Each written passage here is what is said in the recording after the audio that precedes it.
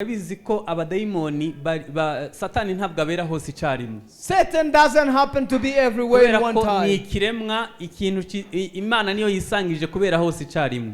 He's a creation, only God can be all over one time. Ariko Satani azi ubwenge. But Satan is smart. Azi ubwenge pe. He's smart. Ingabo ze yazipanze mu migwi ine. He deployed his forces in 3 parts. Abatware, I mean, we've got principalities, we've got powers, we've got dark forces, and spiritual forces in the heavenly realm. So how they are arranged, he received information, though he can't be everywhere in one time.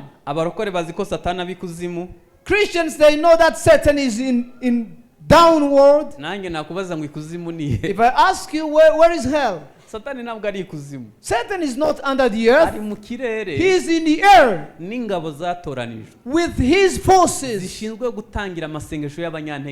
who are there to capture the prayers of the weak. And how he makes the angel of light. When you pray weak, he captures those prayers and gives you fake answers. That's when you find a girl is lusting for a boy. He said, I saw him in a vision. But he was the last that's opened the eyes. And for the boys it happened. There are visions people receive, but they are from Satan, not from the heart of God. And all of the forces I mentioned, they built a wall on Jesus. Jesus prayed, and prayers will come back on him, and he encountered the high stress, and his muscles busted, and he was bleeding everywhere. It was a very hard moment, and to the point where he told God, if possible, let this cup pass me. He said, not my will but your will. When they saw in heaven that he was almost failing, they sent a host of heaven. He came and broke the wall and gave Jesus power and said, stand up, let us go. I have received the power of heart. Now I'm ready to do the will of God. Amen. If you see somebody getting weak, and you get the stress is there, don't judge the person. Gotta hear them out. We don't accommodate problems in one way. You gotta think about where Jesus told the disciple, you don't even gotta be with me for 1 hour. Now imagine where God will ask a human person to pray for him. Think about how he was feeling. Let us receive one another in our sorrow and pain. I wanna beseech you, don't play with the pain of somebody. Everybody has a pain, and it's a pain. The problem that has not exposed you is not bigger yet. Got people who want to be crucified in the balcony. Some they are crucified in their rooms. No. To be crucified is in Golgotha. But the good news is how you are ashamed. That's how you will be lifted. The bigger of your trial, it is the greatness of your blessing. The bigness of your sorrow, it is the greatness of the glory God will give you. Don't be crucified in the balcony. Get where God wants you. People are crucified in Golgotha. The other thing that pained me, he was crucified with 2 vagabonds. kimwe gihita kiramutuka. One insulted him. Wakagize ngo uri umwana So w'Imana. you would think we are a son of God. Wibambure natwe Now tubambure. set yourself free and free us. Beneda. Brothers, Nagira ngo mbabaze. I'm going to ask you. Umuntu utukana bambye. Somebody who insults other people when he's crucified. Yarameze atarabamba. How was that person before his crucifixion? Umuntu ushira isoni agatukana bambye. Now imagine insulting when you are on the cross. Mwari muzi abantu baca hano ku muhanda. You know, people pass here. Bazi ko hano twese tubambye. They know that we are all crucified here. Ntabwo dufite abantu babambye batukana we. But we got people who are crucified and still insult other people. Mu rupfu rwa Yesu hajemwo imigwi 3 cyangwa 4. And in the death of Jesus we had 3 parts. Abantu ba mbere baje gufindira imyenda ye. Some people came to do lottery for his Yesu yambaye clothes. umwenda udafite uteranyirije. Jesus had a cloth without. Birasa neza n'imyenda bambaye mu butayu. It was same as the clothes they had in desert. Agakanzu bambitse umwana yavutse yarakuraga n'ikanzu igakura. Because in the desert, if a child is born with the clothes, it means the dress that Jesus will be having. They wanted to take that dress of Jesus away. The church is wearing the glory with the holy garments. The world can never find it. Jesus was wearing a garment that was extraordinary. They did lottery to get it. There are people who came in church. They came for the worldly things. There are prayers on clothes, come on visa, on the house, on money. Bobo ico bakuye kuri Yesu ni imyenda gusa. All they got from Jesus is the clothes. Kandi nabyo arabitanga. And he gives it also. Abandi bantu baje mu rupfu rwa Yesu. Others they came in the death of Jesus. Ukuntu yafashwe uko byagenze. They look how he was captured. Baravuga ngo uyu muntu apfuye yari umwana w'Imana. Say this person who died was the son of God. Umwana w'Imana yabahinduye kuba abana b'Imana. Those who knew he was the son of God, he made them to be the children of God. Umugabo wa gatatu. The third person. N'abantu bari barize kubabaza. People who learned how bavuna amaguru y'ibisambo kandi bibambye. Came and broke the legs of people crucified. When they got to Jesus, he was dead already. Say we rather do something. They pierced him when he was already dead. We got people to pierce the church. Say, do you pray with this person? He also attend your church. Say, if all Christians are like him, we never come into your church. They are there to pierce the church. People who bear fruit outside. They are the spear to the church. And the fourth came to the and he came to Jesus. And they were bribed. Say he never was resurrected. And it was spread all over to this moment. We got people who are bribed. They think fasting is good. They don't know that giving is no better. They think humbling yourself is no good. But they don't do anything. They were bribed by the devil. What are they taught? They don't do it. They came also in the death of Jesus. Every newborn vision, it is suppressed by religion, and it wants to suffocate it. That's how the religion works. Some people are following you. They probably say, let's see them. They probably believe you will never go anywhere. Every single step you go forward, they get angry and angry. Because that's how religion works. Jesus celebrated Easter. And he worked perfectly with no reason to insult God from him.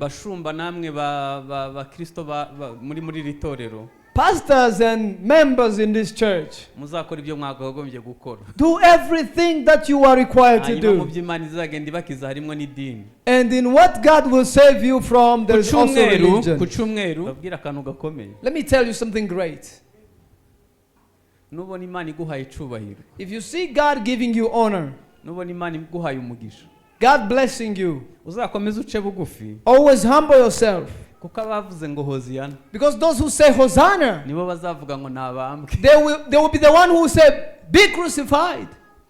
Abashashe imyenda Those who put their clothes down nyuma y'icumweru kimwe after 1 week, nibo bavuga ngo nabambwe, they will be the one to say, be crucified. kandi bakabivugana umujinya, And they will say it angrily bakavuga ati ntibizagarukire kuri twe, and say, not only to us, amaraso azatubeho n'abana babo. let this blood be on us and on our children. Imana yiteguye kubagirira neza. Jesus is ready to bless Imana you. izabateza intambwe ikomeye. Jesus will lift you. N'ibyo mugezeho mu myaka 6 And things you've attained in 6 nabyo years, ni Imana yabikoze. it is done by God. Uko muzashigwa hejuru, How you will be lifted, byaba itorero, whether it's a church, byaba wowe ku giti whether cyawe, it's you individual. igihe cyose hari hoziyana, Every time there was igihe cyose hari Hosanna, ishimwe, every time there is igihe cyose hari thanksgiving, gushigwa hejuru, every time there is lifting ni up, byiza ko icubero kigarukira Imana. the glory is going to come back to God. Kubera Now ko you wonder, all the strength we used in the conference, what is the result? ni byiza ko dukora ibiterane tugasimbuka tukagira ibihe byiza, It's good to have conferences, dance and have good moments. ariko ni na byiza ko twicara tukabwizanya ukuri, But it's also good to sit down and speak the truth. tukibaza ngo turava he turajya he. And we ask, where are we coming from and where are we going? Kuri nge rero umwanya wo guhura n'abamama n'abubatsi ngo wari mwiza cyane. To me, meeting with mothers, the couples, it was really something wonderful. Hanyuma rero nsigaje iteraniro rimwe nkaba nsoje. And again, one service is left and we will be done. Ndabashimiye ko mwanyakiriye neza. I want to thank you that you've received me well. Hano hari abamama, You've got mothers here. ibiryo byabo bikora mu mutima kuruta mu gifu. Their food works more in the heart than in the stomach. Urebye urukundo babitangana, When you see how they give it with love, ni ibintu bitangaje. it is amazing. Ndabashimira mwese kubw'ubwitange bwanyu. Thank you for your sacrifices. Igiterane nk'iki kiba hakoreshejwe imbaraga nyinshi. For this to be, you had to use more strength. Ndabashimiye mwese. Thank you, all of you. Hanyuma ibyo nababwiye nibwo buzima mbaho. So what I told you, that's my lifestyle. Sinshobora kwigisha ibintu ntashobora gukora. I can't teach what I can do. Hanyuma uwo mwabonye nyine ni wenge. The one you saw, that's me. Nta kindi kiri nyuma yaho. There is nothing beyond that. Hanyuma ntekereza ko bifite ico byabamariye. I hope you were helped. Hanyuma ndi umuntu ukunda ubuzima buri hori, ubuzima butunganye. I'm somebody who loves a holy life. Hari umunsi umwe namaze imyaka myinshi mbwiriza mu Buhindi. I've been preaching for so many years in India. Hanyuma ntangira kubona ukuntu abantu baho batotezwa abakristo. And I saw how their Christians were going through persecutions. Noneho ndababaza kubera iki mudutoteza. And I asked them, why do you persecute us? Bambwira amakuru ya Gandhi. They told me the history of Gandhi. Gandhi yabaye muri Amerika ngira ngo. Gandhi, I think he has lived in the United States. Hanyuma areba ukuntu abakristo babaho. And he saw how the Christians live. Ababazwa n'ikintu kimwe. And one thing pained his heart. Ababazwa n'ukuntu abakristo bavuga ibintu byiza ariko badashobora gukora. He got sorrowful because Christians speak things that they don't do, good things. Gihe abakristo baratotezwa. And from that moment they were persecuted. Nanjye ndemeranywa na Gandhi. I also agree with Gandhi. Turi abantu bavuga ibintu byiza. We are people who speak good things. Iyo aba twakora ibyo tuvuga. If we were able to do what we say, isi yahinduka paradizo. the world can turn into paradise. Hanyuma kuri nge ni byiza ko twitoza gukora ibisa n'ibyo tuvuga. As for me, it's good to do what we say. Ikindi kintu nize cyantangaje. The other things that I've learned, ni ikintu nigiye ku Bisirayeli. it is one thing I've learned to the Israelites. Abisirayeli ntabwo bizera Kristo. The Israelites, they don't believe in Jesus. 75% ni Judaism, bizerera mu bitabo bitanu bya Mose. 65% they are Judaism, they only believe the 5 books of Moses. Ariko ibintu bo bemera, but the things that they believe, barabikwereka mu buzima busanzwe. they show it in their practical life. Iyo bavuze ngo Isirayeli uzajya uhage, If they say Israel, you will eat and be fed. bahinga ku butaka bwa 30%. They cultivate on soil 30% out of 100. bashobora kumara umwaka wose imvura itaguye.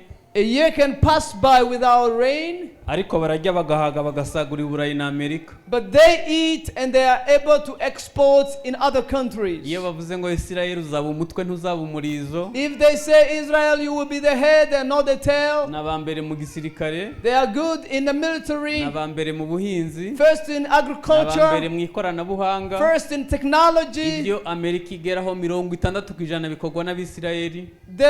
Everything that America gets, 60% out of 100 is nibo done by batwaye Jews. ibikombe bya Prix Nobel 60% ku isi. They got the pre-Nobel.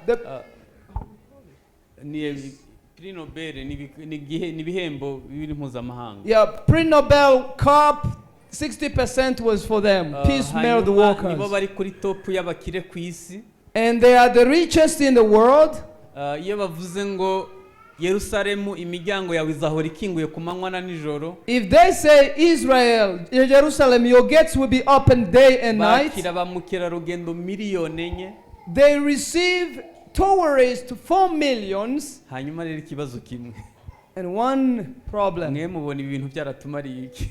What do you think this Christianity availed us? mubona bitumariye? What did it profit us? tubizi mu mutwe, We know it in our heart. tubizi mu mpapuro, We know it on ariko purpose. ntibyahinduye ubuzima But bwabo. it never changed our lives. ntibyanatumye basi tuba umwe, It never even made us one. ntibyanatumye dukundana. It never even brought love in ubona us. byaratumariye iki? What did it help us so ikibazo far? cyabaye ni kimwe, One problem has nuko happened. tutazi guhuza ubuzima n'ibyo twigisha. We don't know how to connect life with what we teach. tuzabyinjiza mu buzima bwacu, The day we will make it practical, tuzubaka ingo nziza, we'll have good families, tuzabaho ubuzima bunejeje. live a better life. reka mvuge ku musaraba, Let me speak about the cross. nibo bansabye kuvuga. Let me speak about the cross. Shumba arampumurije, nari ntewe ubwoba n'isaha ndeba. I had a problem with the mumukomere time. amashyi cyane Clap anyongereye for mwanya. the reverend. nifuza ko tuganira ku musaraba, Want us to speak about the ariko cross. nanone nashatse ikintu mvuga ku musaraba ndakibura. But again, I'm looking for what to say about the cross. I can't find it. umusaraba mu mpande zose ni mwiza. Cross in everywhere, it's good. hanyuma ibintu ngiye kubaganiriza nakagombye kubiganira kuri Pasika, The things I'm about to speak, they are the things I was supposed to speak ariko in nanone Easter. ushobora kubizana uyu munsi bigashoboka. But you can bring them today and it's possible. muribuka mu ntego abadamu baduteguriye, And the topic that the mothers gave us, ivuga kuri Aburahamu igice cya 18, it speaks about Abraham, umurongo wa mbere kugeza ku murongo w'icumi. Genesis 18:1 to 10. ku wa kane ntangira And on Thursday when I nababwiye started, ukuntu Aburahamu yari atuye munsi y'ibiti by'imyeroni, I spoke about how Abraham lived under the trees of cedars imbere y'ihema rye, before his tent, hanyuma akabona abamarayika. and he saw angels. hanyuma nababwiye ko ahantu dushobora gutura tukabona Imana ari munsi y'umusaraba. And I said the only place where we can live and see God is under the cross. Yakobo abona urwego rufatanye isi n'ijuru yari yiseguye ibuye. When Jacob saw the ladder and he was sleeping under a rock, ibuye niwe Kristo, the rock is crushed, hanyuma urwego yabonye ni umusaraba. and the ladder he saw, it is the cross. hanyuma umusaraba uva mu itangiriro kugera mu byahishuwe. And the cross is from the Genesis to Revelation. nifuza ko dusoma Yohana 19 umurongo wa 17 I want us to read John 19:17 kugeza ku murongo w'9. up until verse 9. Yohana 19 ku murongo wa 17 kugeza ku murongo wa 19. John 19:17 to 19. haravuga ngo asohoka yikorereye umusaraba agera ahantu hitwa inyabihanga mu ruheburayo hitwa igorogota, bamubambanaho n'abandi babiri hirya no hino, Yesu ari hagati. Pilato yandika urwandiko arushira ku musaraba rwanditswe ngo Yesu w'i Nazareti umwami w'abayuda. Amen. Amen. nifuje ko tuganira ku musaraba. I want us to speak about the cross, ariko mu buryo bwo gucungurwa. but in redemptive ways. Nifuza ko buri wese hano yakwakira gucungurwa kuva ku musaraba. I wish that everybody will receive redemption from the cross. Hari ikintu kimwe twibeshaho nk'abarokore. There's one thing we don't understand as Tuzi ko Christians. gucungurwa ari ukubabarirwa ibyaha gusa. We know that redemption is the salvation from sins Ariko Yesu ashobora only. gucungura n'imibabaro yawe. But Jesus can redeem your pain tonight. Ukamuzanira agahinda gakabije akaguha ihumure. You bring pain and he gives you joy. Ukamuzanira intege nke akaguha imbaraga. You bring weakness and he gives you strength. Ukamuzanira gutsindwa akaguha gutsinda. You bring him defeat and he gives you Imana victory. ishobora gucungura imibabaro yawe. God can redeem your pain. Iyo tuvuze umusaraba rero nk'ugucungurwa, When we speak about the cross as redemption, kubabarirwa ibyaha gusa. don't just listen about forgiveness of No sin. gucungurwa mu buryo bw'umuvumo nabwo no gucungurwa. Redemption from curses is also redemption. Ntabwo wavuka mu muryango ufite imivumo ngo we gusaba Imana gucungurwa. You can never be born in a family with curses and never ask God for redemption. Abantu batuzaniye ubutumwa bwiza muzababwire bagaruke. People who brought the good news, tell them to come back. Barihutaga batubwira ibituzuye. They were going fast and never gave us the full gospel. Hanyuma ibyo batatubwiye bikomeza kudutsinda kandi turi mu nzu y'Imana. And what they never told us keeps on. Iyo umuntu akijijwe abahinduriwe igisekuru. When you are saved, your generation is changed.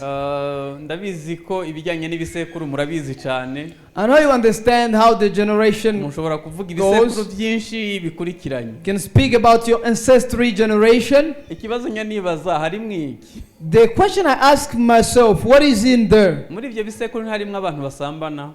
In those ancestors, they were fornicators. Ibyo bisekuru nta bantu bari batunze abagore barenze umwe. Some had many wives. Muri ibyo bisekuru nta bantu batwise ibinyendaro. Some they got like children who out of the lock. Bisekuru nta bantu bisha abandi. Some they killed others. Muri ibyo bisekuru nta bantu babanzwe bagaterekera. Some they were worshiping idols.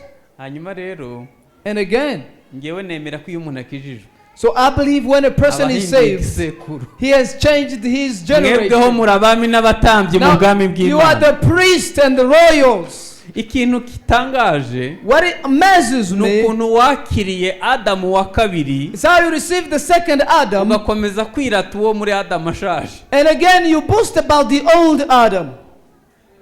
Amen.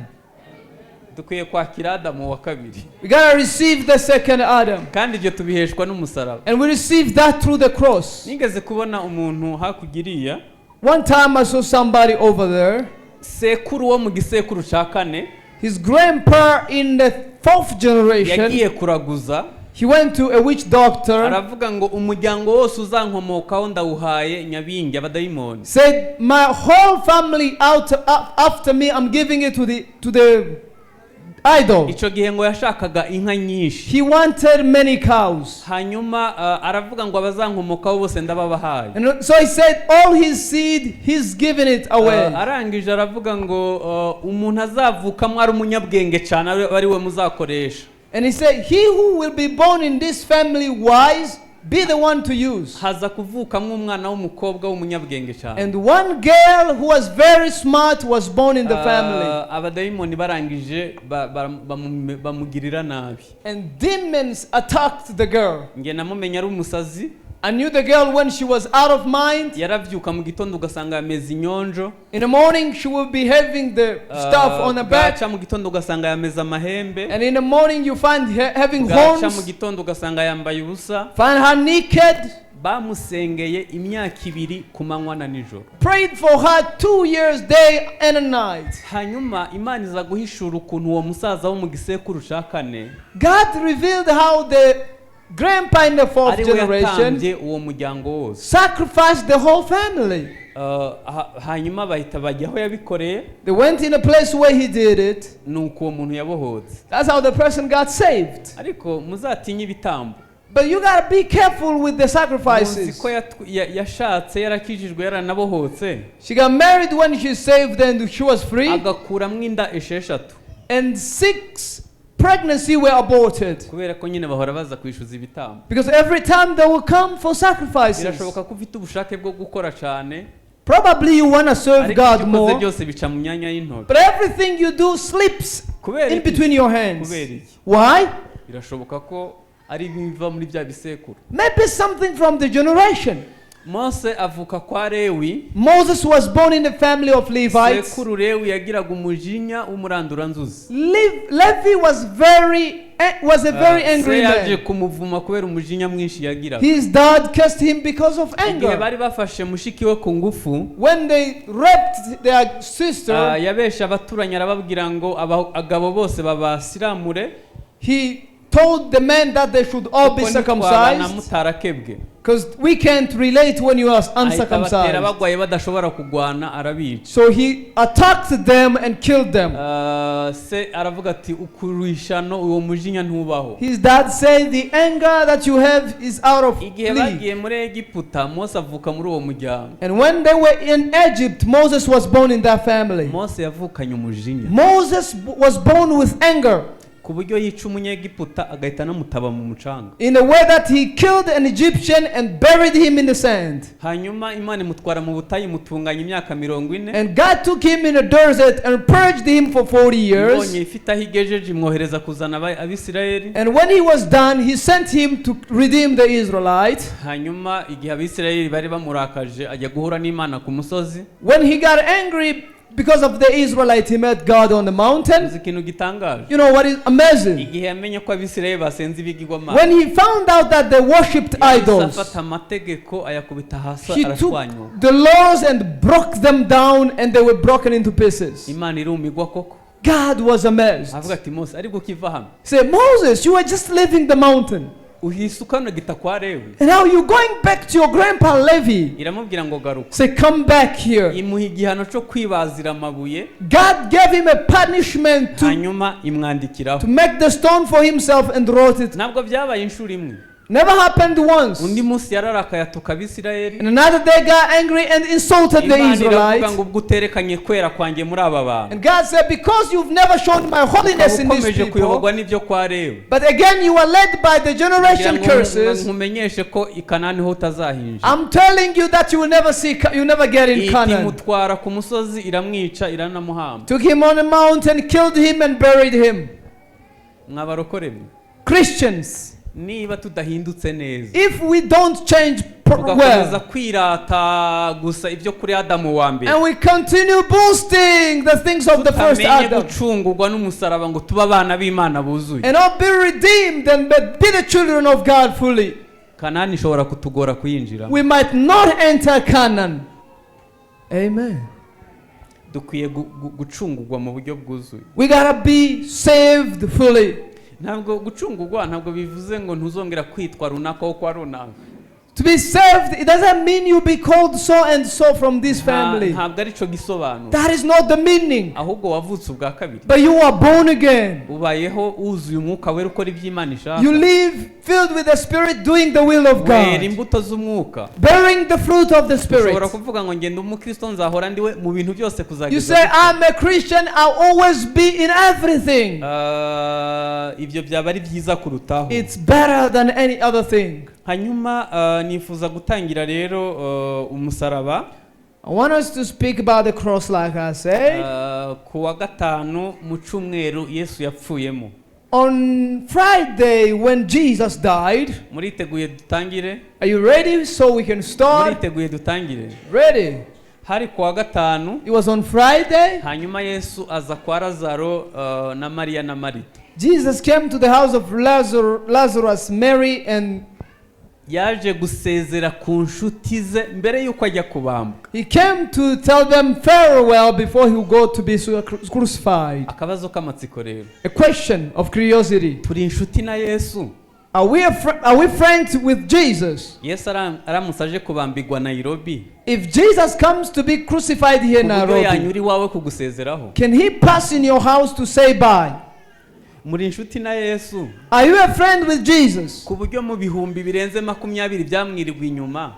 That in more than 20,000 people who are following him wawe kugusezeraho. Can pass to your house and say bye. Abantu bose bubatse ubushuti n'Imana. Everybody who build relationship with God, ibintu bitari bwakogwe ku isi. God used them with things that have never happened. Enoki yagendanye n'Imana. Enoch walked with God. Ifata umwanzuro ukomeye kubera ubushuti bafitanye. And God took a great decision by the relationship. Took him to heaven without passing through death. Birasa nkaho Imana yari yivuguruje. It is as if God was contradicting. Umuntu akoze icyaha gupfa ko azapfa. Because God said, because you've sinned, you will die. Ariko kuko hari umuntu yabaye inshuti yayo magara. But because somebody became friend with God. Imana ikora irenga yobora. God did extra imutwara mu ijuru adapfuye. And took him to heaven without dying. Wari uzi ko kuba inshuti nayo, to be a friend with Jesus, gutangirana nawe ikintu itigeze ivuga ku itorero cyangwa ku isi. He can do something that he never spoke of. Ushobora gukorana nawe ikintu itigeze ikora mu muryango wawe. He can do something he's never done in your family. Noah, Imana yamuhishura ibintu bisigaje imyaka 120 bikaba. God revealed things to happen in 120 years. Imubwira ko imvura izagwa. Told him that the rain will come. Imubwira kubaza inkuge. And he started doing the ark. Hajya twe gusibye kwizerera bya bindi biciriritse ico yatubwiye niki. What did God tell you? Uzi ko Aburahamu Imana yavuze ngo sinarimbura Sodomu ntabwiye inshuti yanjye magara Aburahamu yazangaye. God said I can never destroy Sodom and Gomorrah without telling Abraham.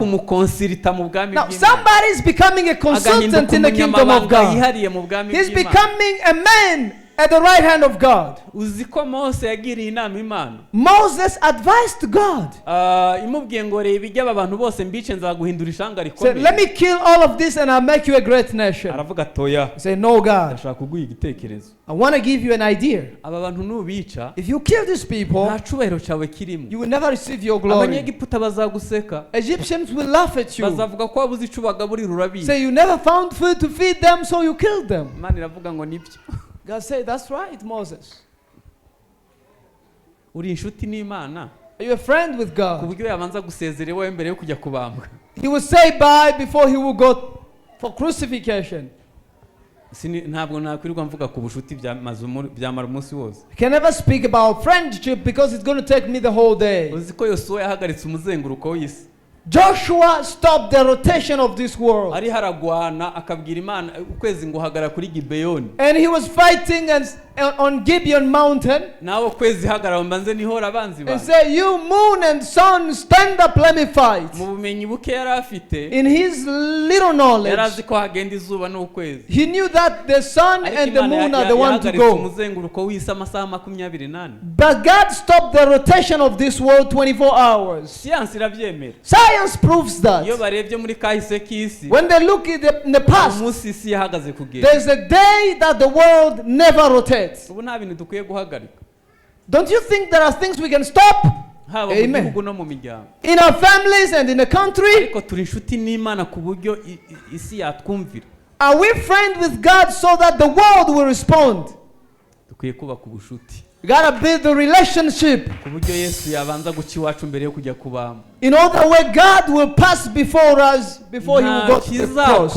Nta kizakora. Nothing he will do itamenyesheje intore zayo. Without informing his children. Aho hari kuwa gatanu. It was on Friday. Ku munsi wa gatandatu. And on a Saturday, Yesu yizihije isabato mu buryo busanzwe bwa Kiyuda. Jesus celebrated the Sabbath day as their customary. Nagira mbibutse ko Yesu atari umunyedini. Want to remind you, Jesus wasn't a religious person. Ariko yakoze ku buryo ava mu isi ntaco aregwa. But he did everything perfectly. Usibye ibyo bamubeshe ariko ntaco yaregwaga. Apart from what they accused him wrongly, but nothing was he accused of. Nagira ngo mbabwire ko hari abantu batanga impamvu yo gutuka Imana. There are some people who give a reason to insult God kubera imyitwarire yabo. Because of their behavior. Mu bo tugomba kumvira harimo n'idini. In those we should obey, there is also a religion. Although we are not religious people. Kubera iki? Why? Dini ririca. Religion kills. Idini itatinye Yesu. Religion that never obeyed God, Jesus. Do you think it's gonna be afraid of you? Yesu ntabwo yaje gukuraho idini. Jesus never came to cancel the religion, but he came to do his purpose. I want to tell you, if you don't take consideration on the religion, religion doesn't play at all. riri capable yo kukwica rigakomeza. It's capable of killing you and continue. Iyo mvuga idini ntimwumve mwebwe. When I speak about the religion, it's not you. Mwe muri abana b'Imana. You are the children of God. Ariko hano hanze hari idini. But out there we have a religion. Nimwaze musengera ububyutse. You are praying for revival. Nimunabugira muzamwiteguye igikuta citwa idini. If you receive revival, also be ready for a wall called religion. Those who were jealous for Moses, they were the his kinsmen. And God struck them with leprosy. The enemy of a person, they are not from far. They will come out of religious people who are not born again. I've never spoken with your pastor, he's still young.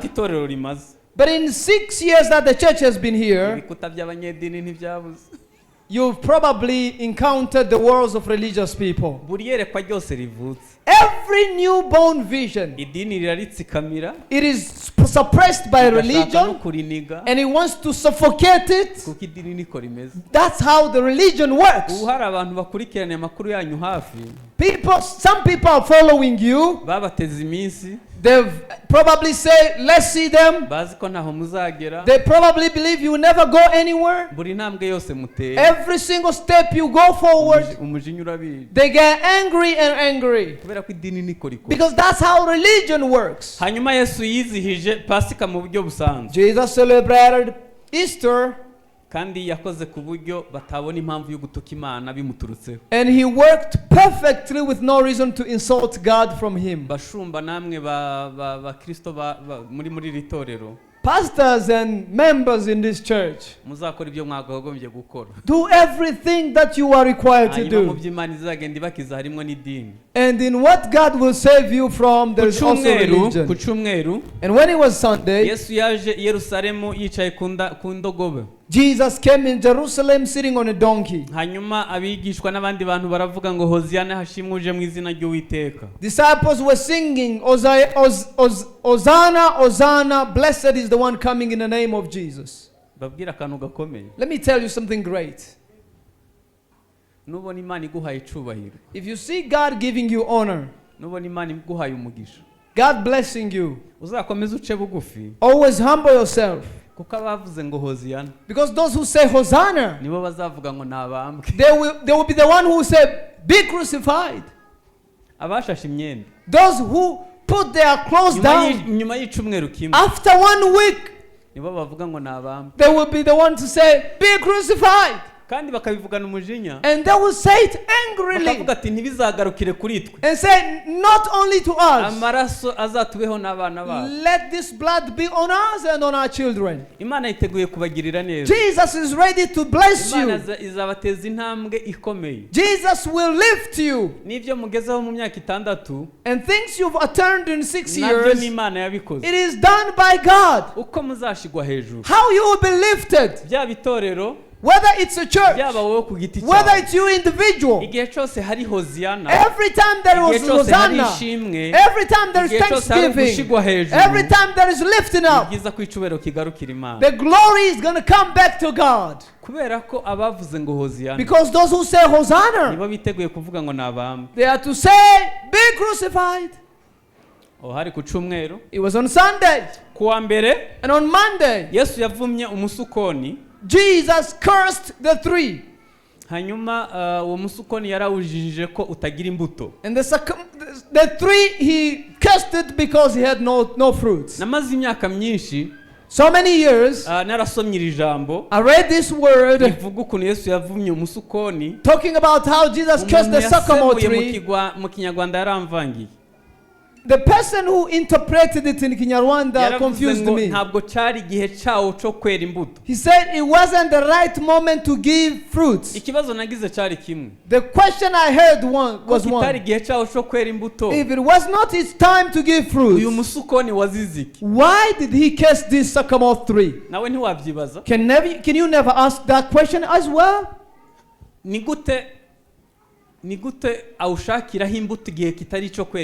How can he look fruit on a tree when it's not the right moment? And again, cast it. When I went in Israel for the first time, that was the first question I asked the guide of our trip. And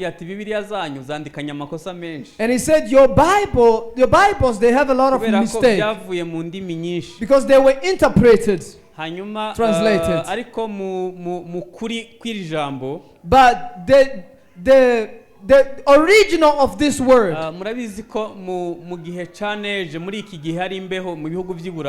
in time of winter in Europe, all the leaves on the trees, they fall down because of a lot coldness. And when winter passes by, and it's the leaves, they will blossom again, and they will blossom again, and flowers and fruits will come by. Now it was on the sycamore tree. When it brings leaves, it comes with the fruits. So what confused Jesus was, there was a lot of leaves without fruit. Effectively, that's what happens in the church. Singing are the leaves, to be pastors is leaves, to do anything is leaves, to build its leaves, to be a deacon are leaves. But then how do those leaves spring forth, and they don't come with the love of the fruit of love? They leave the joy, the fruit of joy, the fruit of humbling yourself. How can the fruit, the leaves come, and we see them, and they never brought fruits? You will know them on their fruits. As I'm preaching, it's not a miracle. The question is, what I'm preaching, teaching, do I do it? Having a church is not a miracle. Do we see love and joy and patience in the church? That is what is amazing. So every time you see leaves first without fruits, that tree has to face the curse. And on Monday, Jesus cursed the tree. Jesus wanted to say everything that does not bear fruit, it must be cursed. Let me tell you the truth, we gotta have a lot of fruits. Not having many people in a church. I once led one church. I was one of the loved pastor in that church. I had 64 deacons. I led that area for 4 years. In those 4 years,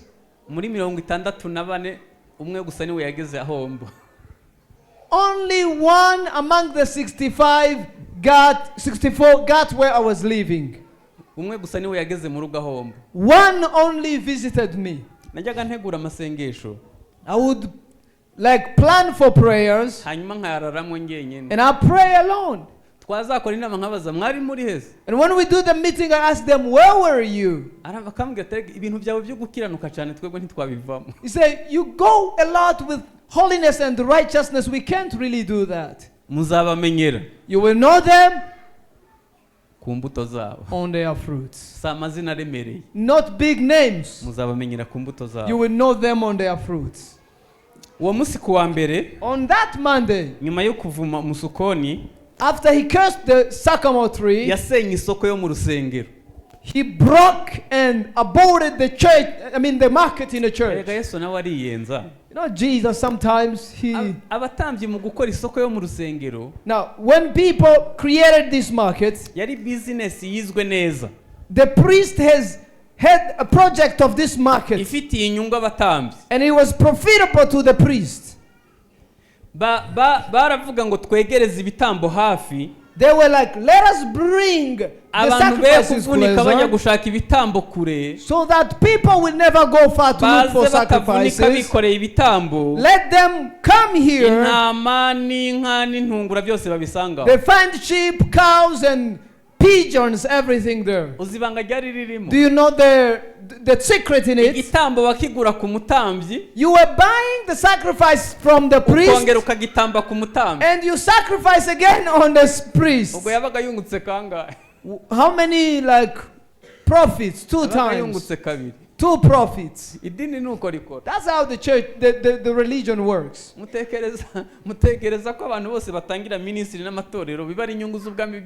Do you think everybody who starts the church is the profit of God only? There are some mathematics that are done you don't know.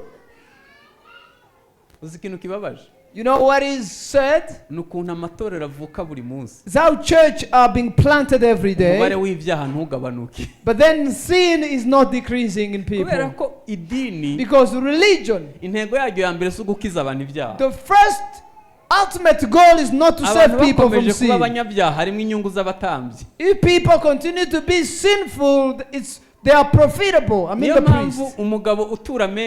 That's why a person who gives a lot of offering and he has 2 wives, nobody will talk wrong of them. And if you speak against them and you think that you are being holy, you will face the consequences. Because today is the last day, right? Gotta speak everything. I gotta speak my mind. Jesus destroyed the market. And he said, the house of my father is the house of prayer. To me, the planted church every day has no problem. But are we being impactful in the society? Is it decreasing drunkenness, fornication in the society? Drugs. Are we getting to love one another? Are we knowing our purpose? Are we doing our calling as we're supposed to do? If not so, it's all business. Jesus destroyed the market in a church. The truth of the Bible, if it is taught well, some people, they lose. I want to give you an example. Wigishije ngo nujya gutura ituro ukibuka ko ari icupfa na mugenzi wawe uzatura ubutaha. If you teach that, if you're about to give an offering and you remember there is an affair with your brother, some misconception, you should give your offering next time. Nta dini ryakwigisha gutyo. Religion will never teach you that. Ariko Yesu yaravuze ikintu gikomeye. But Jesus said something powerful. Iyo uvuye mu majyaruguru ya Isirayeli, if you leave the northern part of Israel, umanuka i Yerusalemu, going to Jerusalem, ku muntu w'umugabo azi kugenda mu butayu ahagenda iminsi 5. To a man who is faster, he walks for 5 days. Ubwo bivuze ngo uvuye mu majyaruguru wikoreye intama ugiye Yerusalemu gutura. It means if you from the northern and you going in Jerusalem with a sheep, hafi y'urusengero ukibuka ko ari icupfa na mugenzi wawe. And if you get near the church, you remember you have issues with your friend. Usituraho uribitse ubanza usubire ruguru gusaba imbabazi. Leave your offering, go and ask for forgiveness. Ubwibaye iminsi ngahe? How many days? Ingahe? 10 days. Uhitumanuka indi minsi 5 usubire Yerusalemu. And again go in Jerusalem for another 5 days. Ubwibaye ingahe? How many days? 15 days. Hanyuma utanga ituro uhita uzamuka usubire mu rugo indi minsi 5. Give the offering and go up again for another 5 days. How many days? Nubwo byagusaba igitambo kingana gutyo ni byiza kutura wejeje. Even if you are to give that sacrifices, it's good to offer when you are holy. Hanyuma mbibutse ko nta yindi Bibiliya tuzandika. Let me remind you, there will never be another Bible. Iyo dufite nuko ivuga. The one we have, that's what it says. Imana ni nyakuri, tugomba gukora ibintu biri mu kuri. God is just and we gotta do things in the right way. Yasenye isoko yo mu rusengero. He destroyed the market in the church. Aho hari kuwa mbere kuwa kabiri. It was on Monday and on Tuesday. Bamweretse inyubako y'urusengero. They showed him the building of the church. Aho kugira ngo yishime ararira.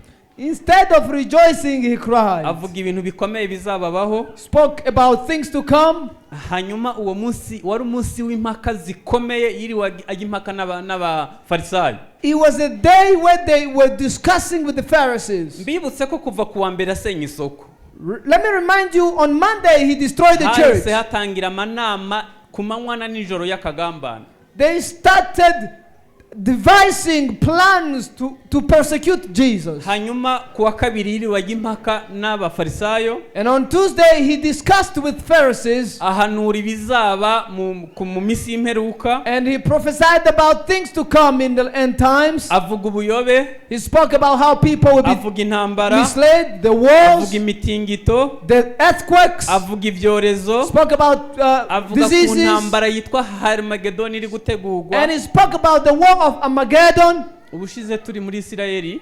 Last time when we were in Israel. Mu kibaya ca Megido. And in the valley of Megiddo. Hari ikigo ca gisirikare gikomeye ca Isirayeli.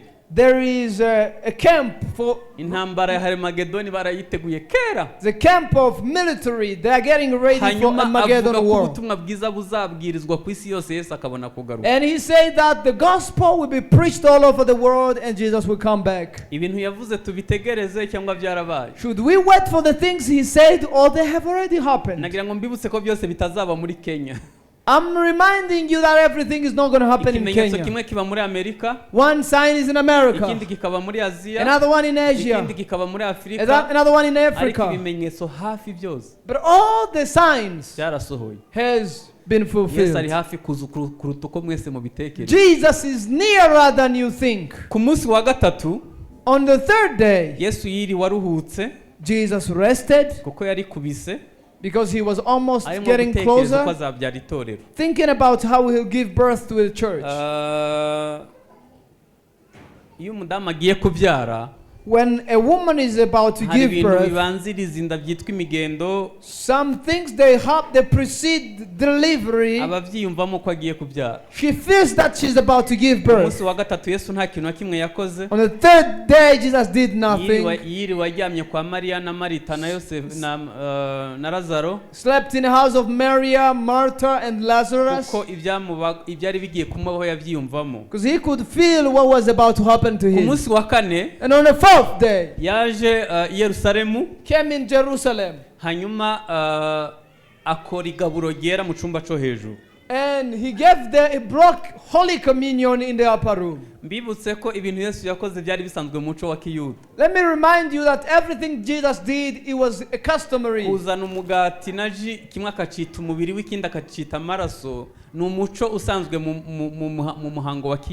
Bringing the bread and call it the body, and the Jews call it the blood.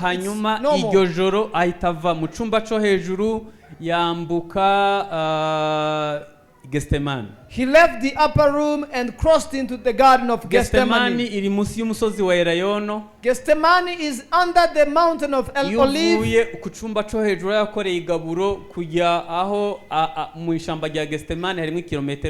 If you leave the upper room to the garden of Gethsemane, it's 1 kilometer.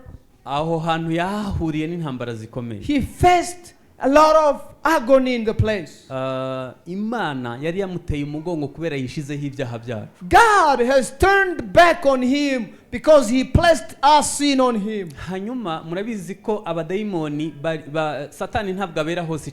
Satan doesn't happen to be everywhere at one time. He's a creation, only God can be all over one time. But Satan is smart. He's smart. He deployed his forces in 3 parts. I mean, we've got principalities, we've got powers, we've got dark forces, and spiritual forces in the heavenly realm. So how they are arranged, he received information. Though he can't be everywhere in one time. abarokore bazi ko Satani abikuzimu. Christians, they know that Satan is in downward. Nange nakubaza ngo ikuzimu ni he? If I ask you where is hell? Satani ntabwo ari ikuzimu. Satan is not under the earth. Ari mu kirere. He is in the air. N'ingabo zatoranijwe. With his forces. Zishinzwe gutangira amasengesho y'abanyantege. Who are there to capture the prayers of the weak. And how he makes the angel of light. When you pray weak, he captures those prayers and gives you fake answers. That's when you find a girl is lusting for a boy. He said, I saw him in a vision. But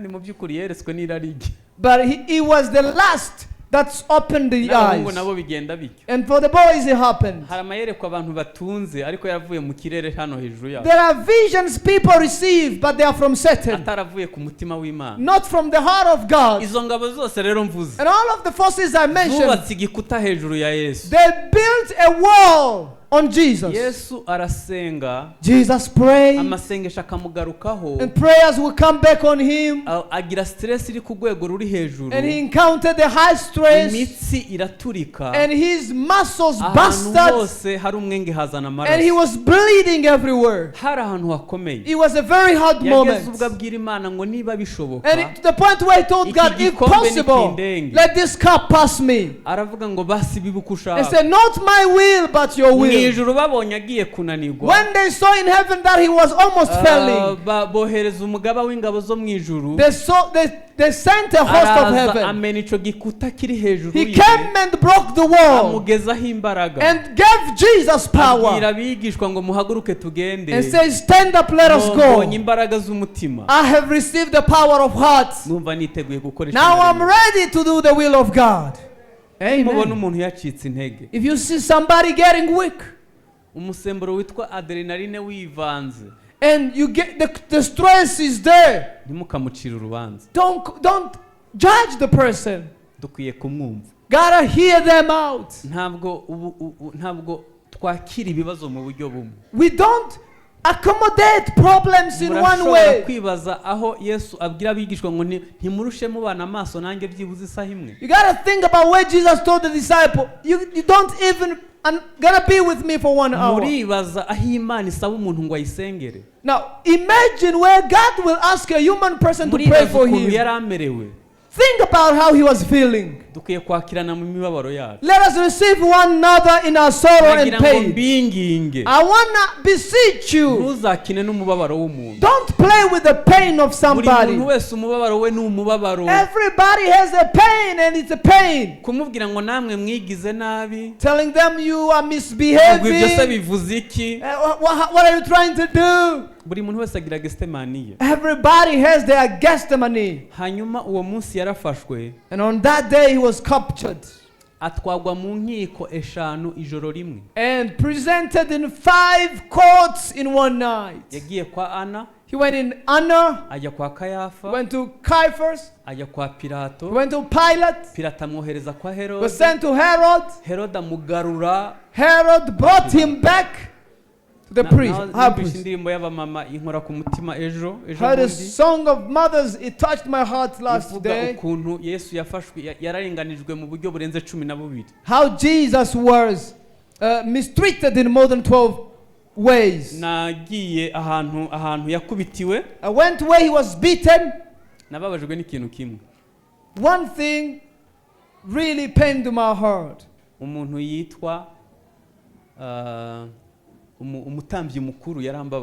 The high priest really pained my heart. He pained my heart. I mean very much. Because his home, he was in a high places where they will pick laws and constitution with the court of the Jews.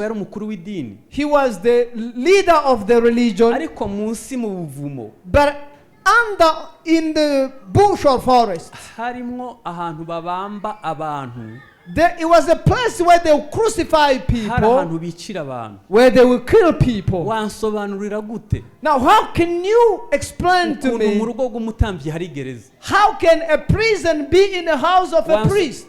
kumabuye ahantu bababamba haracariho amaraso. And on the stone where they were putting them, there are still blood Nakoroshe there. bababambaho ziracahari. I mean, even the nails are still Hari there. umwobo wa metero 5. There is a pit of 5 meters Bamanuriyemwo Yesu. where they dropped Jesus Bararabamusukaho amazi. and they poured water on Nigute him. mu rugo rw'umutambyi hari gereza? How can in a house of a priest be a Hejuru prison? basomera ibyanditswe, They read the Holy Scripture, munsi hari gereza. and downward there is a prison Aho abantu bakaruhukiye. where people were going to be Niho bapfira. stressfully. Niho bapfira. That's where they are dying. Yesu bamufungiye muri uwo mwobo. Jesus was put in the N'uyu munsi pit. uracahari. The pit is still there. Niko Dawidi yari yarahanuye That's what David prophesied, ko azajya mu nda y'isi. that he will go in the belly of the world, of the Hanyuma earth. barangije bamukurayo. And then he was taken down out there. Yesu bamukubise inkoni Jesus was beaten zirenze 5,500 na magana abiri. more than 5,020 sticks. Abaroma bagiraga inkoni zifite imikoba 7. Romans, they had sticks with 7 Ku cords, mitwe yazo hariho kroshe. and on their heads they had nails. Bakubita ikazana inyama. If they beat it to you, it's gonna come out with flesh. Muribuka ko Yesaya yari yahanuye ko ku mugongo we bazahaca imigwanyasuri. Remember, Isaiah prophesied on his back there would be stripes everywhere. Yarababaye mu buryo bukomeye. He was sorrowed and painful in a very hard Umuntu way. agira amaraso litiro 5 muri we.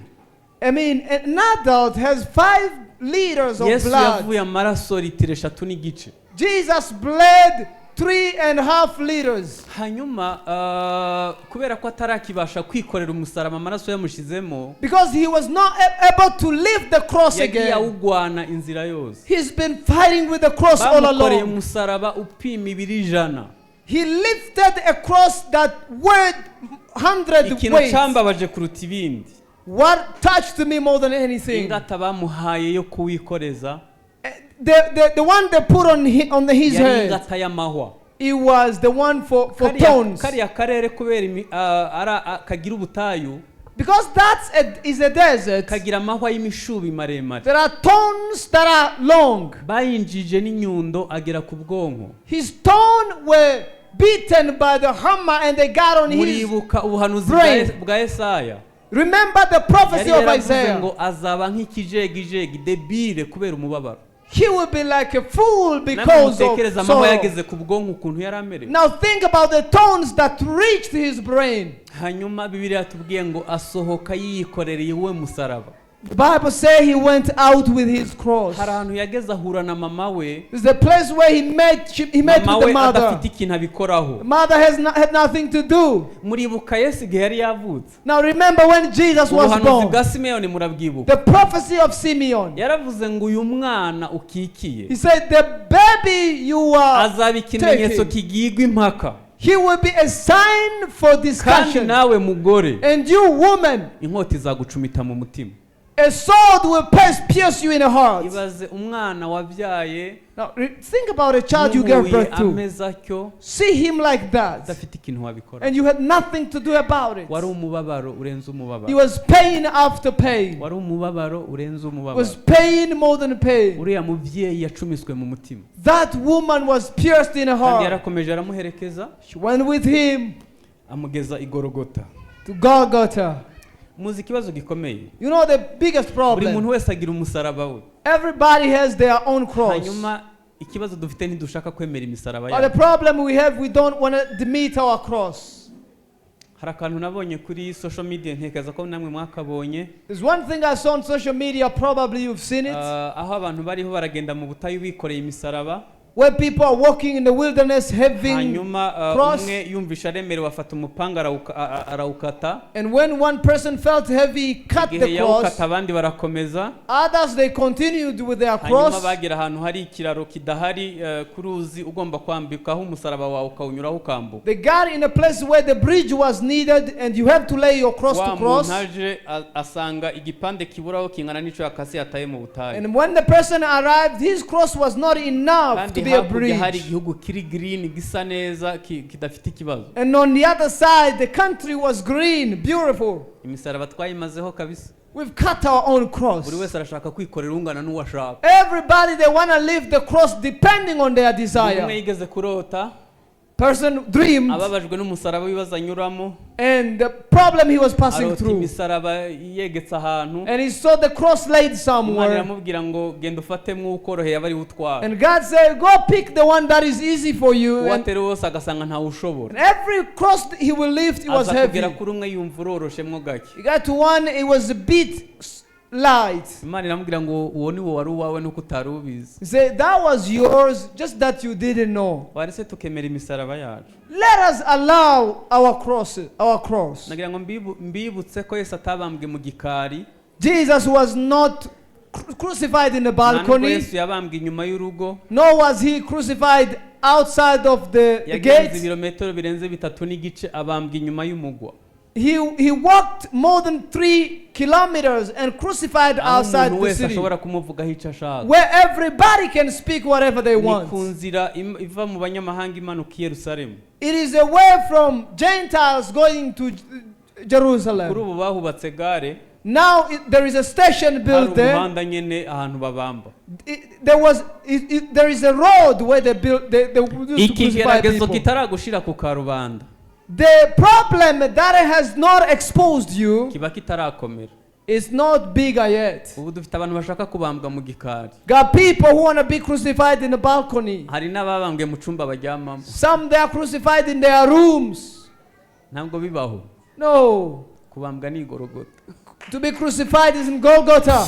ariko inkuru nziza irimo But the good news is uko ukogwa n'isoni cyane how you are ashamed. uzashigwa hejuru That's cyane. how you will be lifted. ubunini bw'ikigeragezo The bigger of nibwo your bunini bw'umugisha Imana trials, izaguha. it is the greatness of your ubunini blessing. bw'umubabaro wawe The bigness of your nibwo bunini sorrow. bw'ubwiza Imana It is the izaguha. greatness of the glory God will nta give mpamvu yo you. kubambwa mu gikari. Don't be crucified in the balcony. ugera aho Imana ishaka. Get where God wants you. abantu babambwa igorogota. People are crucified in ikindi kintu Golgotha. cyambabaje The other thing that pained me, yabambanywe n'ibisambo bibiri. he was crucified with 2 vagabonds. kimwe gihita kiramutuka. One insulted him. wakagize ngo uri umwana So w'Imana. you would think we are a son of God. wibambure natwe Now tubambure. set yourself free and free us. beneda Brothers, nagira ngo mbabaze. I'm going to ask you, umuntu utukana abambye somebody who insults other people when he's yari crucified, ameze ate atarabamba. how was that person before his crucifixion? umuntu ushira isoni agatukana abambye. Now imagine insulting when you are on the cross. mwari muzi abantu baca hano ku muhanda. You know, people pass here. ubu bazi ko hano twese tubambye. They know that we are all crucified here. ntabwo dufite abantu babambye batukana we. But we got people who are crucified and still insult other people. data ntabwo ari muri mwebwe ni muri Zimbabwe. Not you in Zimbabwe. hari abantu babambye batukana. People are crucified and still insult. ikigeragezo kizanywe na mwene so. A trial that is brought by your brother or sister, congera umusaraba. it adds more pain and ku cross. rundi ruhande And on the other hand, hari umuntu yamuruhuye. somebody helped Jesus. yaravuze ati rata utubabarire. Say, forgive us. twe turazira ibyo twakoze. We are confessing what we ariko wowe did. uri umwana w'Imana. But you are a son of God. nugerayo mu bwami If you get in your kingdom, uzanyibuke. please remember mu me. buzima In life, ntabwo Imana izaguha abagutuka gusa. God will not only give you people yateguye to insult you. n'abakuruhura. Some people will hamwe be there to help you. n'ibitugerageza. hamwe n'ibitugerageza. With the things that they test us, Imana izaducira akanzu. God will make a way to Imana escape. ishimwe ko yashyizeho abo kuturuhura. God brought the people to bring rest on us. ntabwo navuga ibitangaza byabaye uwo munsi abambye. I cannot speak about the miracles that happened when he was Yesu crucified. bamubambishije ferabeto ya 12. There were 12 nails of 12 kandi inches, y'igiheri idasenye neza. and bamubambishije ferabeto ya 12. the nail of 12 inches, zo ziracahari. they are still available. hanyuma mu rupfu rwa Yesu hajemwo imigwi 3 cyangwa 4. And in the death of Jesus, we had 3 parts. abantu ba mbere baje gufindira imyenda ye. Some people came to do lottery for Yesu his yari yambaye clothes. umwenda udafite aho uteranyirije. Jesus had a cloth without. irasa neza n'imyenda bambaye mu butayu. It was same as the clothes kuko they mu had in butayu desert. agakanzu bambitse umwana yavutse yarakuraga n'ikanzu igakura. Because in the desert, if a child is born with the clothes, it means the dress that Jesus will be having. They wanted to take that dress of Jesus away. Bambaye ubwiza bw'Imana, abana b'Imana ni beza. Bambaye ubwiza bw'Imana, abana bambaye ubwiza bw'Imana, abana b'Imana ni beza. Bambaye ubwiza bw'Imana. Itorero ryambaye ubwiza. The church is wearing the glory with the holy garments.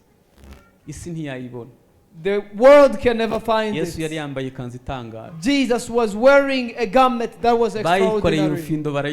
They did lottery to get it. The people who came in church, they came for the worldly things. There are prayers on clothes, come on visa, on the house, on money. All they got from Jesus is the clothes. And he gives it also. Others, they came in the death of Jesus. They look how he was captured. Say, this person who died was the Son of God. Those who knew he was the Son of God, he made them to be the children of God. The third person. The people who learned how came and broke the legs of people crucified. When they got to Jesus, he was dead already. Say, we rather do something. They pierced him when he was already dead. We got people to pierce the church. Say, do you pray with this person? He also attend your church. Say, if all Christians are like him, we never come into your church. They are there to pierce the church. People who bear fruit outside. They are the spear to the church. And the fourth came to the and he came to Jesus. And they were bribed. Say he never was resurrected. And it was spread all over to this moment. We got people who are bribed. They think fasting is good. They don't know that giving is no better. They think humbling yourself is no good. But they don't do anything. They were bribed by the devil. What are they taught? They don't do it. They came also in the death of Jesus. Let's come back on the miracles that happened when he was crucified. He was crucified naked. Although they brought it in the film, the mother was there, and the son he created. When he saw that the son created darkness for 3 hours. And the rocks, they were split. They were afraid to receive the king. And the garment was torn into two. It was a heavy veil with 300 kg. Now you got to think why it was torn apart. For two reasons. The first reason, God wanted to ashame the priest. From the time of Jeremiah, the Ark of the Covenant was not found. And after the curtain, where there was an Ark of the Covenant, after the slavery, the Ark was no longer there. But the veil was there. And there was nothing inside. God wanted to show that there was nothing out the curtain. It was a lie of the religion. People give offering, and there was no Ark of the Covenant. That was the first reason it was torn apart. The second, where the priest was going once a year agatambira igitambo abisirayeli and give an offering. Yesu yinjiyeyo ari umutambyi mukuru, yinjirayo ari n'igitambo yitambiye aye maraso. Jesus went there as the high priest with his own blood. Mwijuri imbere y'Imana ufite umuntu mvugira n'umukuru w'abatambyi kandi yitwa n'umutambyi ni He's a priest. N'umutambyi ni He's a high priest. Umusaraba nuko wagenze. That's what happened to the cross. Hanyuma Yosefu yagiye gusaba umurambo wa Yesu. Joseph went to ask for the corpse of Jesus. Mwari muzi ko abantu bazagira umumaro w'itorero kandi badaterana hano. Some people will beneficiate this church when they are not members. Wari uzi ko abantu Imana yateguye ngo bazagaragare mu gihe twebwe tutazi. God ordained people to be there when we are not around. Bamwe bashobora kuba bari online. Some probably are online. Abandi bashobora kuba badateranira hano. Some probably are not, they don't fellowship here. Ntabwo ryaseba bahari. But the church is not, they're going to face shame when they are there. Yesu yabwirije Nikodemu. Jesus told Nicodemus. Akomeza kuba umukuru mu bafarisayo. And he was the leader in Pharisees. Akomeza kuba mukuru mu idini. And he was a leader in religion. Ariko yumvise ko Yesu yapfuye. But when he heard that Jesus passed, yazanye ibiro 30 bya parfum. He came with 3 kg of perfume. Bayishira ku murambo wa Yesu kugira ngo utabora. And he was sprayed on the body of Jesus so that it would never be rotten. The perfume is expensive. Yo kuri ugo gwego irahenda. On that level, muri Amerika kugira ngo bafate umurambo bawusige uriya muti utuma umuntu azakomeza kuba uko yarari yumisha umuntu. In America, to pour the perfume, so that the person will stay as they are, ntabwo biri munsi y'ibihumbi 70 by'idolari. It's not less than $70,000 US. Yesu bamushizeho ibiro 30 bya parfum bituma umubiri utabora.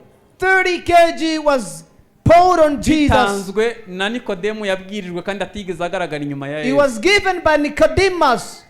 Yari yarabwirije umugabo yitwa Yosefu. He preached to one man called Joseph. Yari ku rwego rwa ministry. And he was as a minister. Niwe wenyine yashobora kujya kwa Pilato gusaba umurambo. He was the only one able to go to Pilate and ask for the corpse. Hanyuma anamutiza imva. And he gave him also where to be buried. Abariyo bamuhambamo. And that's where they buried him. Yosefu n'umuntu w'umugabo. Joseph is a great man. Umuntu w'umugabo. He's a great man. Arabana Imana ashizeho ngo barengere itorero. Jesus ordained the people. Subiye inyuma ho gato. If I go back a little bit. Pilato yanditse urwandiko. Pilate wrote a letter. Bavuga ngo Yesu w'i Nazareti umwami w'abayuda. Say Jesus of Nazareth, the King of Jews. Baramubwira ngo wanditse nabi. Say you didn't write well. Wandike ngo yigize. Right, he made himself. Arababwira ngo ico nanditse nacanditse. Say what I wrote, I already wrote it. Ndebera uvuye higiriya.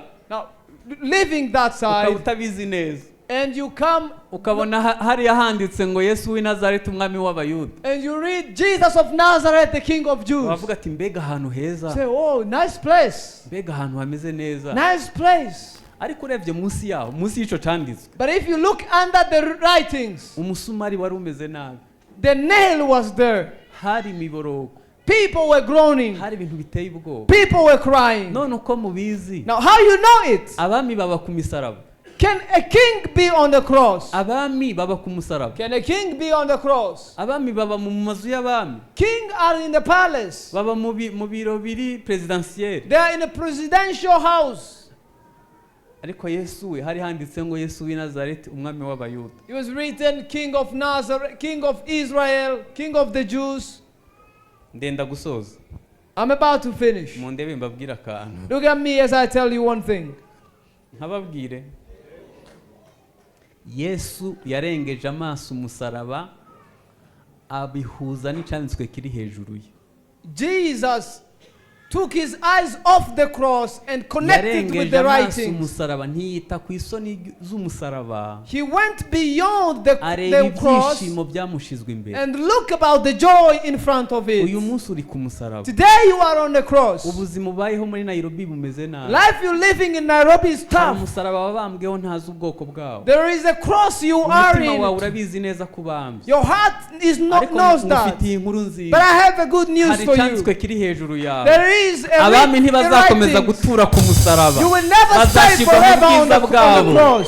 You will see glory. Imana yabanditseho kizasohora. What God wrote will be izabakura ku misaraba. God will take them out of the cross ibashiraho bagenewe and put them where they were meant to be. umuntu abambwe ntabwo ababyumva. When you are crucified, you won't feel abayibaza impamvu abambye. You ask yourself why you are crucified. ariko kuri uwo amavi yose arapfukama. But every knee will bow down. Every tongue will confess. We will never stay on the cross forever. We will see Canaan here. And even when we get in the kingdom of our God, kings will never stay on the cross forever. I am one of the people who got crucified. Passed through so many things. I ask, is God wicked? That's why I was paining that time. But when I look where I am now, I said, thank you for crucifying me. I've never seen anybody be given the certificate out of bed. Studying is painful. But if you study too much and you only get paid only 2 times, say, oh, it's good to study. Nobody will get the grades without passing to the course. And if you respect and salute them, he saw that the course was good. Beyond cross, every knee will bow. Be patient. Look beyond. Joy is coming on your way. King will never stay on the cross forever. God will take them in their glory. And on the 6th day, it was called a day of silence. Do you know what was happening? The transition of powers was happening. The paradise was divided into 2. When people would die and go into the hell, and devil had access to reach to them.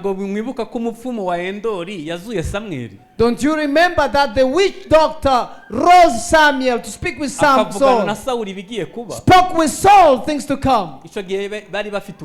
They had power. When Jesus went down on the Saturday, first he proclaimed the peace on people. From Abel to the time of John the Baptist, he told them about the gospel. And he said, the one you prophesied, the one you were killed for, it was me. And Satan gave him the key. Those who preach and say that the war happened in Hades, there was no war. How can the creation fight with the creator? Say, in me, oh, he has no power in me. He has no power in me. The creation can never fight with the creator. He handed the key to Jesus. There was a handover. There was a transition of power.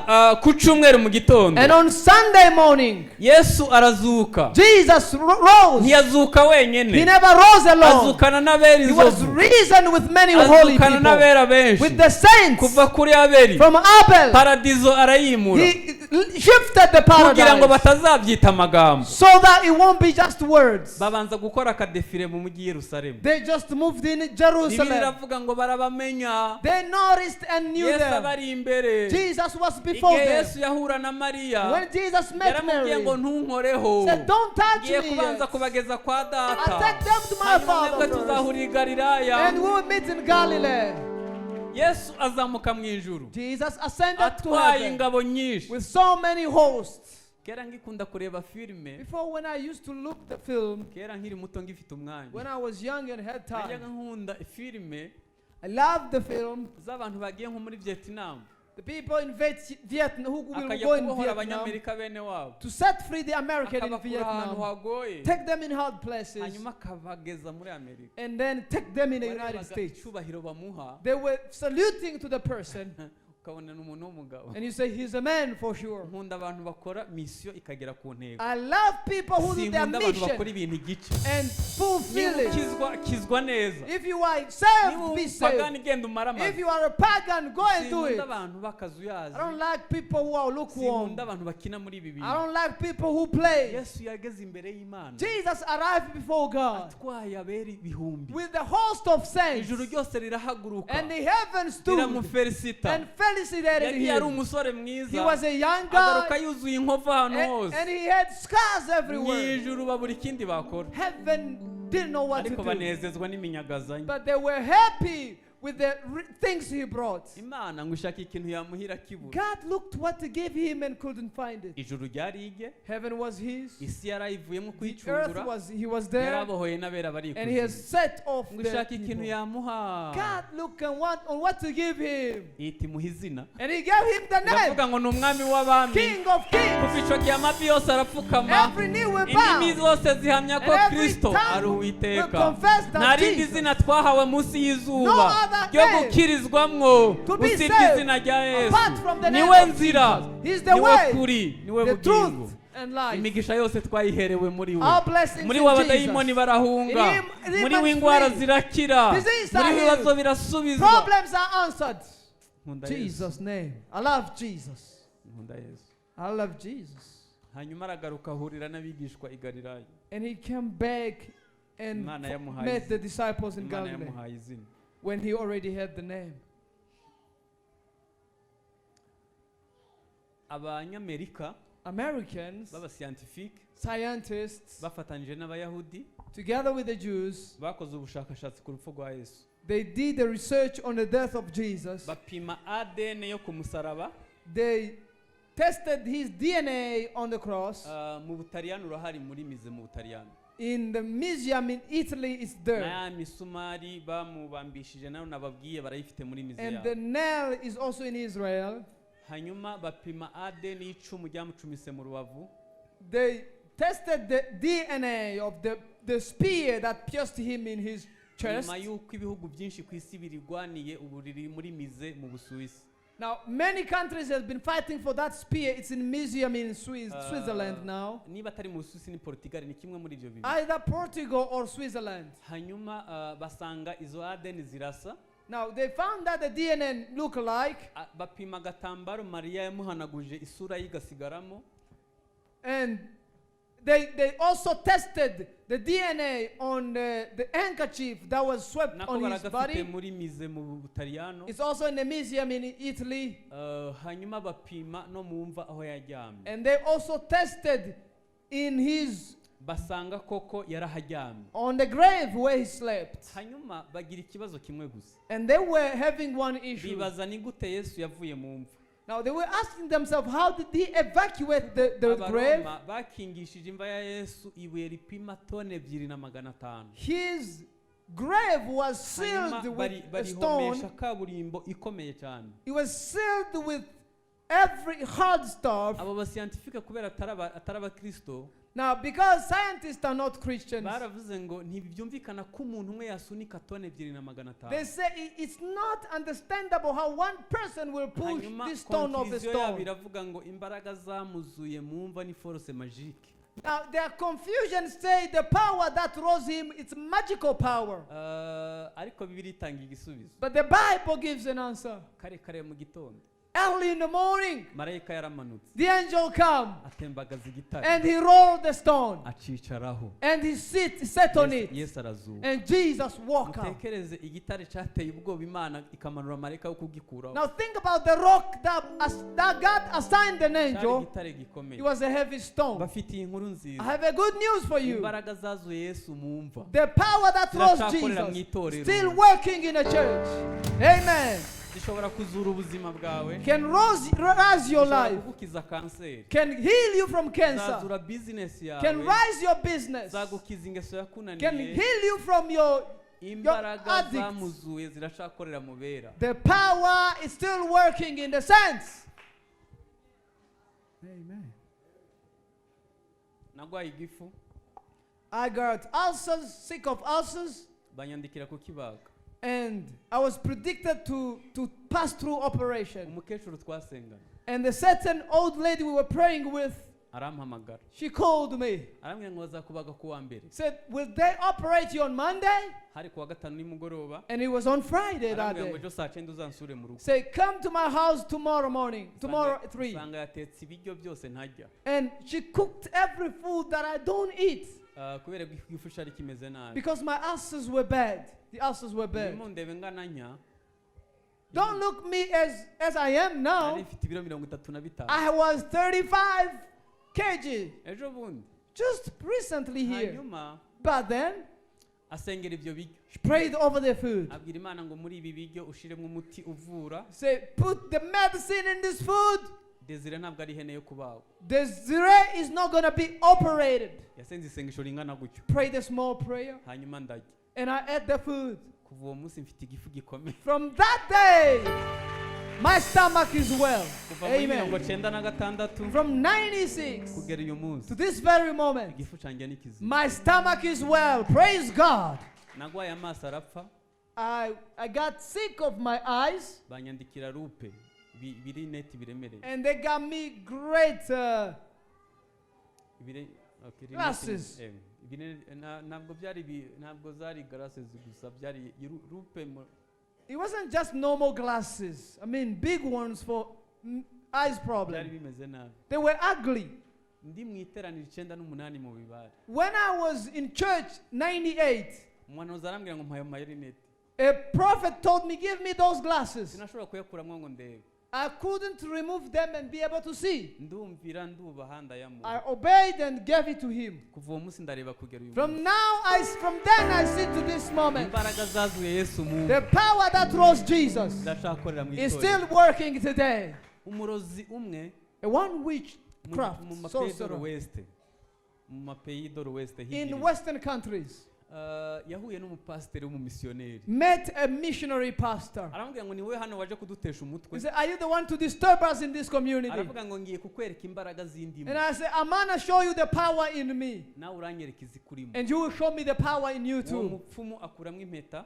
The witch doctor removed the ring ayijugunya mu kirere. and threw it in the air. Irikaraga nk'indege. And it rotated as an Ivumbi aircraft. riratumuka.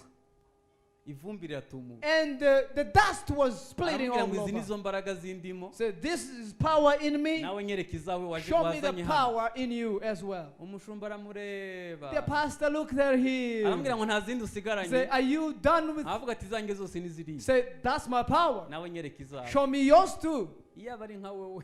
If it was you, nuko utari bukizwe n'amaguru. you were going to run. You were going to run. Eh? Hanyuma wa mukozi w'Imana atangira kuririmba. The man of God started singing. N'umwami n'umwami yarazutse mu bapfuye n'umwami indimi zose zigeza ko Yesu wa mupfumu ahita yikubita hasi. And the man, the witch doctor, arakomeza aririmba ngo n'umwami. And he kept on singing, he's the king. arakomeza aririmba ngo n'umwami. He sang, he's the king. Wa mupfumu arigaragura. And the witch rolled. Agashaka kwiruka, pastor agakurura amaguru. And he wanted to run, the pastor will pull him. Sit here, let me tell you, he's a king. abadayimoni bamuvamo Demons were out of none him. nawe yabaye pasiteri And now he's a pastor. imbaraga zamuzuye mu mva The power that ziracyakorera mu draws him itorero out. Still working in the church. umumisiyoneri w'umuswedwa A missionary from Sweden yagiye kubwiriza ahantu went to preach somewhere muri Afurika in Africa ahantu yanyuraga mu butayu burebure where he would pass in a desert. afata imodoka aragenda And he took the car yibagirwa gutwara esanse and he forget mu to, by'ukuri bwari bwo bwa mbere ntiyarazi urugendo uko he rungana never knew the distance. yirirwa agenda mu butayu And he's been going in the desert. hanyuma akiri mu butayu But when he was in the middle of the abona desert, umugabo amusaba lifti somebody asked him a ride. arangije amushiramo And aramutwara he loaded him in the car. amurebye mu maso And when he looked him in the abona eye, n'umugabo w'umunyacubahiro he saw he's a respected man. ntiyatinyutse kumubaza ngo witwa nde And he never asked him, where are you cyane ko coming no from? guhuza ururimi byari bigoye And even the language was not the ntabwo same. yari yumvaga urwo rurimi neza He wasn't understanding the hanyuma language. batarasoza ubutayu And before they could get the end of the aramubwira ngo desert, ndasigara hano say, you will drop me here. ndasigara hano Drop me here. hanyuma umugabo arakomeza And the man uwo continued. mumisiyoneri bugeze nimugoroba cyane And when it was night, the missionary, atarasoza ubutayu before he could get through abona the kuri desert, taburo y'imodoka handitse ngo esansi irashize he saw that on the paper there, in the screen of the car, esansi yari ishize the oil was finishing. hanyuma kandi yari ashonje cyane And he was hungry. aravuga ati mu butayu nta wundi muntu andi inyuma Said, nobody is with me nta in this butabazi desert. ndi bubone No rescue ubu ngiye units. gupfira hano I'm about to die here. agitegereje ko bya birometero nyene esanse yarangiye nyene nabyo birangira When he was thinking about those kilometers, abona serukiye mu mujyi ucanye amatara and he got straight in the city with icambere light. ahingukiyeho ni sitasiyo The first thing he ran to was the station. aragenda aparika kuri sitasiyo ngo bamuhe esanse He went there to fill his car with gas. arebye hirya And when he looked on the other side, abona resitora he saw a restaurant. abona wa mugabo yasize mu butayu ari hahagaze He saw the man in the desert he left there was standing in the atekereje restaurant. ibirometero aho yamusize biramucanga And when he thought about the kilometers where he left hanyuma him, bahuza amaso and they looked one another in the eye, aramurembuza aramubwira ngo ngwino and he said, come here. aramubwira ngo genda baguhe ibiryo ujye uhage He said, go get food, eat, hanyuma baguhe na esanse y'ubuntu and give you a free gas. ukomeze ujye mu giterane Continue into your aragenda conference. bamuha ibyo kurya He got food, bamuha na esanse he got the gas, aragenda akora igiterane icumweru and he went and did the conference for 1 week. aragaruka And he came back yishimiye ko azaca hahandi and rejoicing that he will pass agashimira there wa mugabo and thank the man. ahageze asanga ni ubutayu bw'amabuye nta nzu yahigiye And when he got there, it was a desert of rocks, not even one single house. aravangirwa And he was confused. Confused.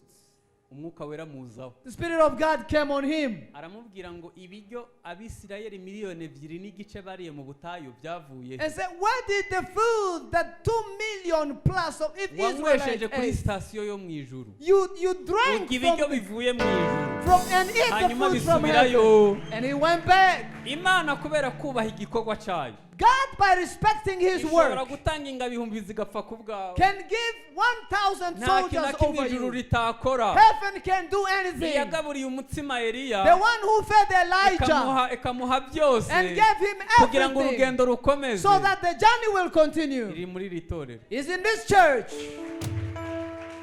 Amen. ubu munyihoreye nakomeza If you, I just continue. twunamishe amaso dusenge Let us pray in Jesus' name. Hallelujah. imana iri aha hantu God is in this place. imana iri aha hantu God is in this place. imana iri aha hantu God is in this place. wahuza umusaraba n'ubuzima bwawe Can connect the cross with your life. imbaraga zamuzuye nazazura ubuzima The bwawe power that rose him can raise your life. hari umuntu muri iki giterane There's a person in this church uvuga ati ngewe who is saying that nibwije ukuri if I speak the truth, ubugingo bwanjye bufite ikibazo my life is having a nifuza problem. ko ubugingo bwanjye I buzuka want to rise my soul again. nifuza ko ubugingo bwanjye buzuka My life to be resurrected. nifuza ko intege nke zinshiraho To be over with the weaknesses, to overcome the addictions.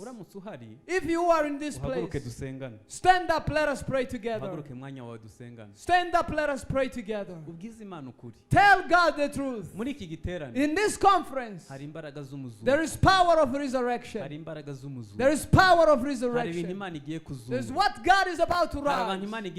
There are people that God is about to take off the cross. Put them in their position. There are those that were locked. God is opening them. In this conference, God is making a way where there was no way. God is connecting people with their calling. God is connecting people with their blessings. God is connecting people with the intentions of God, the promises.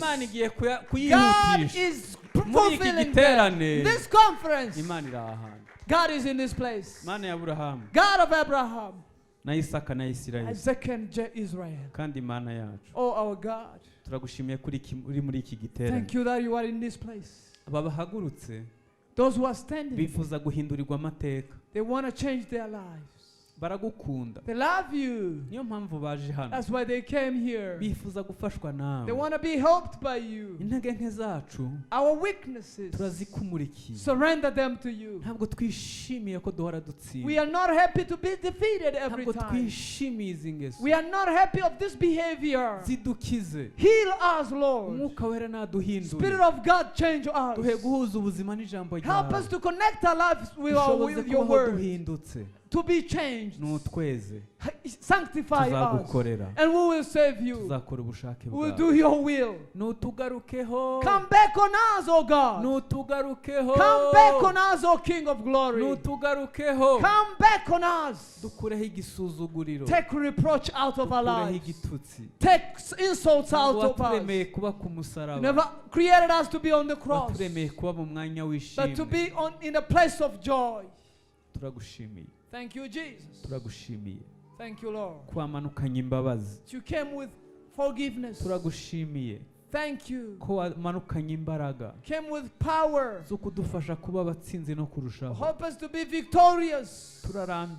We are tired to be walked into with witch sorcerers. We are tired to be crossed with bad dreams. To be taken away. This Yakobo yariganijwe inshuro 10. Undi musa arahaguruka. Arangije ngo ageze kuri Yaboki. Yambutse ibintu byose. Agarutse hakuno. Akubitana na marayika. Amusaba umugisha. Aramubwira ati mbwira uri we. Bakirana ijoro ryose.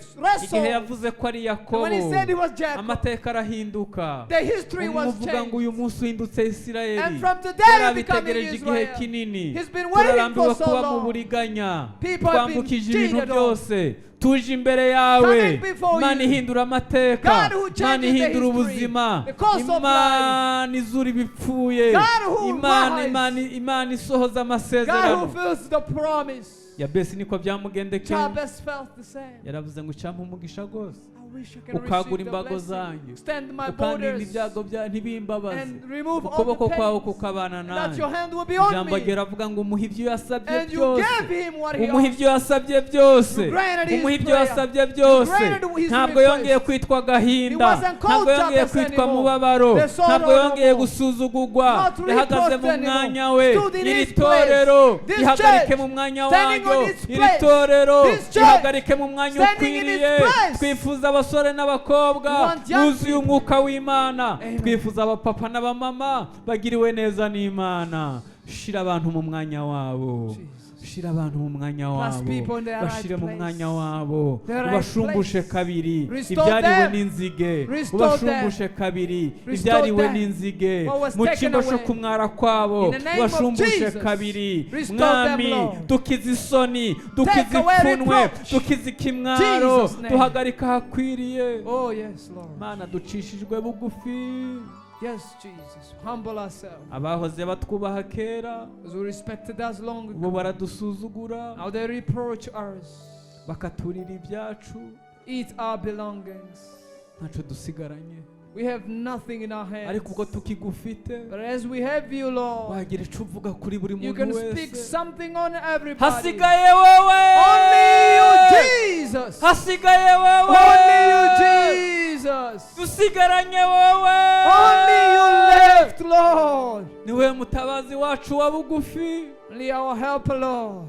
nta wundi dufite ni wowe, We got no other one but you. nta wundi dufite ni wowe, We got no other one nta but wundi you. dufite ni We wowe. got no other one but you, Aho Lord. tugeze nta cundi muntu yamara, Nobody can help us nta through. cundi muntu We're yamara. getting to an end of Yobu ourselves. wamugarutseho, Came back on Job, ashumbushwa and he kabiri, was restored twice. tugarurira You icyubahiro, restored his tugarurire honor. guhagarara mu mwanya ukwiriye, Restored our place. girira neza abagukunda, Bless your ubahisha people. itorero, In Jesus' name. ubahisha abantu bawe, Bless your church, O Lord, and your people. ubahisha abantu bawe mwami, In Jesus' name. ubahisha abantu Hallelujah. bawe, Honor your people, Lord. ubahisha abantu bawe, Honor your people. ubahisha abantu bawe, Honor your people, Lord. ubahisha abantu bawe, Honor your people tonight. ubahisha abantu bawe, In Jesus' name. utugarukeho, Come back on us, Lord. utugarukeho, Merciful Jesus. utugarukeho, Come back on us. utugarukeho, Come back on us. utugarukeho. Come back on us. Ibyo abera bahanuye What the saints umunsi prophesied, umwe barabibonye. they saw it one day. Ntekereza ko Yesaya yishimye Isaiah is abonye happy Yesu amusanze when he ikuzimu, saw Jesus in the Hades. akamubwira tumwe wahanuye And he ninjye, said, the one you prophesied waduha I amahirwe you can give us a tukabibona chance tutarapfa, to see it before we abana die. bacu bakabona imirimo yawe, And that people will see your work. ukatugirira neza. And that you will bless Niko us. dusengeye imiryango yacu, Because we prayed for our buri wese families. umwiteho by'umwihariko. Bless everybody Hari umunsi umwe, individually. hari umunsi umwe There's one Salomo yagize day amahirwe yo kuba imbere yawe, Solomon was blessed to be uramubwira ngo before you. kutansabye kurama, So because you never asked long utansabye ko life, abanzi bapfa, that your n'ibindi enemy will byose die, bitware, you will receive tukugirireho everything. ubutoni, May we find tukugirireho favor. umugisha, May we find blessing. tukugirireho umugisha, May we find blessing tukugirireho umugisha, before you, mu God. izina rya Yesu. In Jesus' name, amen.